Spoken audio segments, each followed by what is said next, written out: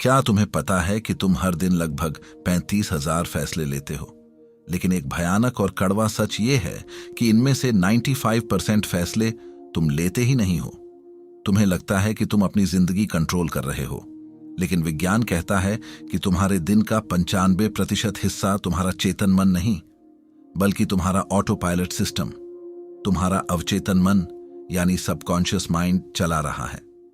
खुद से एक सवाल पूछो, तुम आज भी वहीं क्यों खड़े हो जहां तुम 1 साल पहले थे? क्योंकि तुम अपने दिमाग के उस 5% हिस्से से लड़ रहे हो, जबकि 95% हिस्सा तुम्हें पीछे खींच रहा है। तुम्हारी हर हार, तुम्हारा हर डर, तुम्हारी हर असफलता किसी और ने नहीं, तुमने खुद अपने अंदर बोई है। नमस्कार दोस्तों, मैं हूं सौरभ और स्वागत है आपका बुक ट्यूबर हिंदी पर। इसे समझने के लिए साल 1874 के फ्रांस में चलते हैं। एमिल कुए नाम का एक साधारण सा फार्मासिस्ट अपनी दुकान पर दवाइयां बेच रहा था। सब कुछ सामान्य था, लेकिन उसने एक अजीब सी बात नोटिस की। कुछ मरीज महीनों से दवा खा रहे थे लेकिन ठीक नहीं हो रहे थे। वे दर्द से तड़प रहे थे और उनकी उम्मीद टूट चुकी थी। कुएं कुछ ऐसा खोजना चाहता था जो उन निराश मरीजों की जिंदगी बदल दे। और फिर अनजाने में ही सही, उसने एक ऐसा प्रयोग किया जिसने मेडिकल साइंस और मनोविज्ञान की नींव हिला दी। कुएं ने देखा कि जो मरीज सिर्फ दवा लेकर चले जाते थे, उनके अंदर एक गहरा खालीपन था। क्या मैं कभी ठीक हो पाऊंगा? शायद मेरी किस्मत में यही दर्द लिखा है। यह सिर्फ उन मरीजों की कहानी नहीं है, यह तुम्हारी भी कहानी है। जब तुम कोई नया काम शुरू करते हो तो कुछ ही दिनों में एक अजीब सी घुटन होने लगती है। सीने में भारीपन, मन में उठते 1000 नकारात्मक सवाल। मुझसे नहीं होगा, मैं इसके लायक नहीं हूं।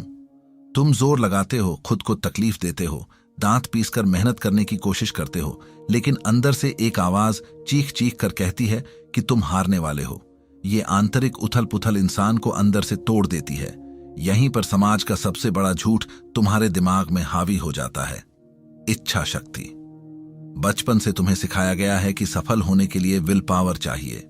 तुम अपनी संकल्प शक्ति के दम पर सुबह जल्दी उठने, काम करने और सफल होने की कोशिश करते हो, लेकिन बार बार तुम उसी पुरानी जगह पर गिर जाते हो। तुम्हारी पुरानी इनसिक्योरिटीज लौट आती हैं। तुम्हें लगने लगता है कि तुम में ही कोई खोट है। हार मान लेने का लालच इतना बढ़ जाता है कि तुम बस सब कुछ छोड़ देना चाहते हो। लेकिन फिर एमिल कुए ने अपनी दुकान पर एक बदलाव किया। उसने दवा की बोतलों पर सकारात्मक पर्चियां चिपकानी शुरू कर दी। अब वह सिर्फ दवा नहीं देता था, बल्कि मरीज की आंखों में देखकर पूरे विश्वास से कहता था, यह दवा एक चमत्कार है, इसे खाते ही तुम बहुत तेजी से ठीक होने लगोगे। और परिणाम? जिन मरीजों को यह बात कही गई थी वे कई गुना तेजी से ठीक हुए। दवा एक ही थी, रसायन एक ही था, लेकिन परिणाम जमीन आसमान का था। कुएं को समझ आ गया, असली इलाज उस कांच की बोतल में नहीं था, असली इलाज इंसान के दिमाग के भीतर था। उसने एक ऐतिहासिक बात कही, हर इलाज आत्म इलाज है। All healing is self healing. अगर तुम्हारा दिमाग तुम्हारे शरीर के घाव भर सकता है, तो क्या वह तुम्हारी जिंदगी की दरिद्रता और निराशा को खत्म नहीं कर सकता? बिल्कुल कर सकता है, लेकिन इसके लिए तुम्हें अपने उस झूठे विल पावर वाले भ्रम को तोड़ना होगा। तुम्हें बहाने छोड़ने होंगे। तुम्हें यह स्वीकार करना होगा कि सफलता जोर लगाने से नहीं, बल्कि अपने अंदर की प्रोग्रामिंग को बदलने से आती है। तुम्हें आज और अभी से अपने दिमाग का कंट्रोल वापस लेना होगा। और जब तुम यह करना शुरू करते हो तो अचानक चीजें बदलने लगती हैं। तकलीफें तुरंत खत्म नहीं होती, दर्द बना रहता है, लेकिन पहली बार तुम्हें महसूस होता है कि तुम अपने हालातों से बड़े हो। तुम्हारी सीमाएं वो नहीं हैं जो तुम्हें बताई गई थीं, तुम्हारी सीमाएं वो हैं जो तुमने खुद मान ली थीं।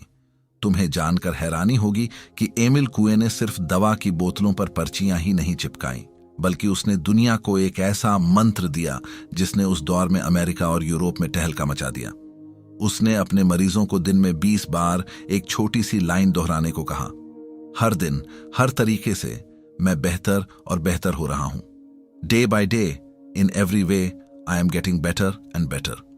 सुनने में यह एक मामूली सी लाइन लगती है, लेकिन इसके नतीजे विज्ञान के लिए किसी झटके से कम नहीं थे।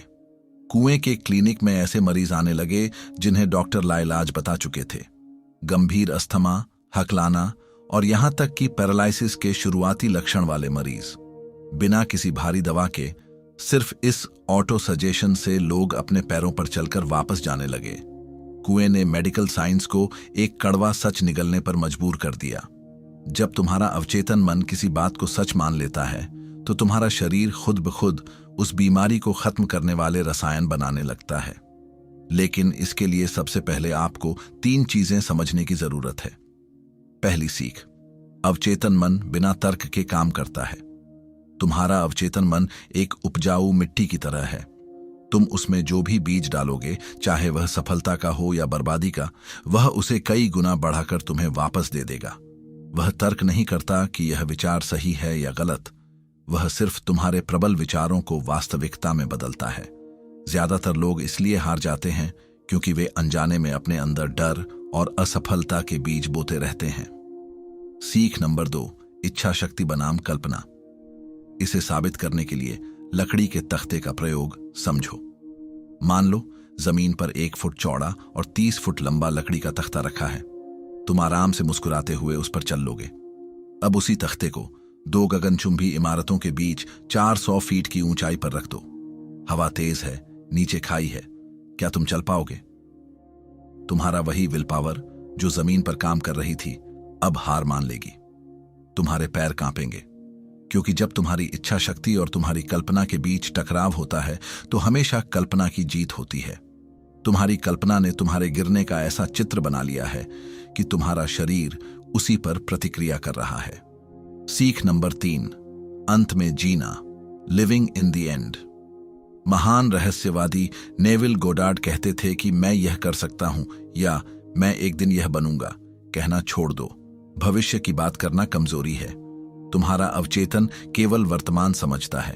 तुम्हें यह महसूस करना होगा, मैं वो सब कुछ पहले से ही हूं जो मैं बनना चाहता था। अगर तुम सच में अपनी प्रोक्रास्टिनेशन और असफलताओं को खत्म करना चाहते हो तो आज रात से इस 3 स्टेप प्रैक्टिकल प्रोटोकॉल को लागू करो। स्टेप 1, आइसोलेशन एंड क्लैरिटी, शून्यता और स्पष्टता।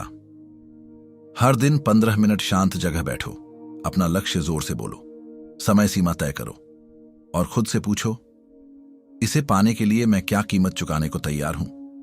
स्टेप 2, मानसिक रिहर्सल। सोने से ठीक पहले और सुबह उठते ही अपनी कल्पना का इस्तेमाल करो। उस पल को महसूस करो मानो लक्ष्य मिल गया है। तुम्हारी भावनाएं उस विचार के सच होने की मुहर हैं। Step 3, written commitment. अपना लक्ष्य कागज पर लिखो और ऐसी जगह चिपकाओ जहां बार बार नजर जाए। यह कागज तुम्हारे और तुम्हारी पुरानी मानसिक गुलामी के बीच की दीवार बनेगा। डॉक्टर जो डिस्पेंजा के अनुसार जब तुम इस निरंतरता के साथ नए विचार सोचते हो तो तुम्हारे दिमाग में नए न्यूरल कनेक्शंस बनते हैं। तुम अपना एक नया रूप बना रहे होते हो। एमिल कुएं का सबसे बड़ा मास्टर स्ट्रोक क्या था? उसे पता था कि तुम्हारा चेतन मन यानी कॉन्शियस माइंड एक बहुत सख्त चौकीदार है।